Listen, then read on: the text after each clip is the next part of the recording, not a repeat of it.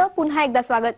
धीरूभाई अंबानींच्या 84व्या जयंतीनिमित्त रिलायन्स फाउंडेशननं रत्नागिरीच्या नारळ संशोधन केंद्रात एका प्रशिक्षण कार्यक्रमाचं आयोजन केलं होतं।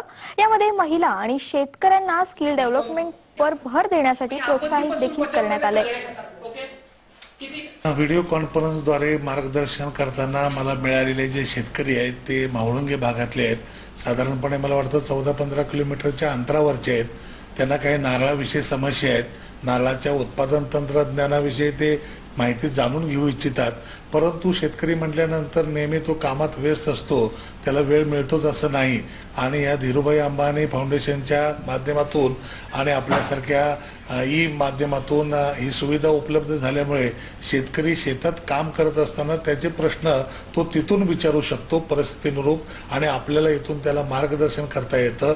त्यामुळे निश्चितच परिस्थितीनुरूप झालेलं मार्गदर्शन त्याला फायद्याचं, हिताचं आणि श्रेष्ठत्वाचं ठरतं।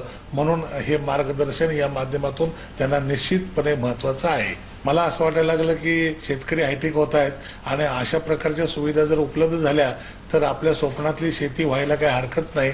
आणि शेतकऱ्यांना जो काही त्रास किंवा अडचणीला सामोरं जावं लागतं त्याचं जर पर्यायी व्यवस्थापन त्वरित असं मिळालं तर त्याच्या प्रश्नाला कुठेतरी उकल झाल्याचं समाधान त्याला पण, त्याच्या कुटुंबाला पण, आणि त्याचं समाधान झालेलं बघून कृषी विद्यापीठ, कृषी विभाग आणि सर्व विस्तार कार्यकर्त्यांना देखील एक वेगळा आनंद प्राप्त होणार आहे।